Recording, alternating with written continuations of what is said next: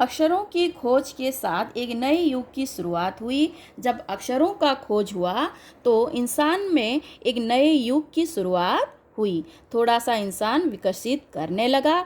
आदमी अपने विचार और अपने हिसाब किताब को लिख कर रखने लगा। अक्षरों की खोज हुई तो आदमी ने अपने हिसाब किताब और अपने सारे बातों को वो लिख कर रिकॉर्ड रखने लगा। तब से मानव को सभ्य कहा जाने लगा। तो मानव को कब सभ्य कहा जाने लगा? जब मानव ने अपने विचार और अपने हिसाब किताब को लिख कर रखना शुरू किया, तब उसको सभ्य कहा गया। आदमी ने जब से लिखना शुरू किया तब से इतिहास आरंभ हुआ, क्योंकि लिखने पर ही उसको पुराने रिकॉर्ड रहे। पुरानी बातें लिख कर जब रखने लगे तब वो संचित होकर रहने लगी वो बातें, और वो इतिहास बन गई। तभी से इतिहास का आरंभ हुआ। किसी भी कौम या देश का इतिहास तब से शुरू होता है जब से आदमी के लिखे हुए लेख मिलने लग जाते हैं। इस प्रकार इतिहास को शुरू हुए मुश्किल से 6000 साल हुए हैं।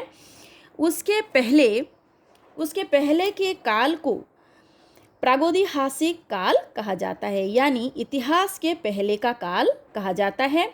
अतः हम देखते हैं कि यदि आदमी अक्षरों की खोज नहीं करता तो आज हम इतिहास को ना जान पाते। अगर अक्षरों की खोज ना होती तो इतिहास को हम बिल्कुल जान ही नहीं पाते कि हमारे पूर्वजों ने क्या किया था, क्या कहा था उन्होंने, ये बात हम जान नहीं पाते। हम यह ना जान पाते कि पिछले कुछ हजार सालों में आदमी किस प्रकार रहता था, क्या क्या सोचता था, कौन कौन राजा हुए इत्यादि। अक्षरों की खोज मनुष्य की सबसे बड़ी खोज है। अक्षरों की खोज करने के बाद ही मनुष्य अपने विचारों को लिख कर रखने लगा। इस प्रकार एक पीढ़ी के ज्ञान का इस्तेमाल दूसरी पीढ़ी करने लगी। तो एक पीढ़ी की विकसित मार्ग को दूसरी पीढ़ी ने अपनाया अक्षरों के माध्यम से। अक्षरों की खोज करने के बाद पिछले 6000 सालों में मानव जाति का तेजी से विकास हुआ। यह महत्व है अक्षरों का और उनसे बनी हुई लिपियों का। अतः हम सबको अक्षरों की कहानी मालूम होनी चाहिए।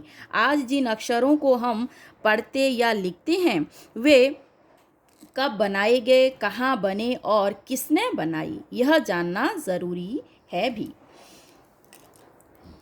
सो स्टूडेंट, आज हमने पढ़ा अक्षरों का महत्व। हमारे जीवन में अक्षरों का क्या महत्व है। अगर अक्षर ना होते तो हम किन किन मुश्किलों का सामना करते। और आज जब हम अक्षरों का महत्व जान चुके हैं, अक्षर के विषय में जान चुके हैं, तो आज हमारी ज़िंदगी बहुत ही आसान हो गई है। हम अपने भावनाओं को दूसरों के सामने व्यक्त करने के लिए भाषा का प्रयोग करते हैं, और वही भाषा अक्षरों के द्वारा बनती है। सो स्टूडेंट, आज के लिए इतना ही। God bless you. Good bye.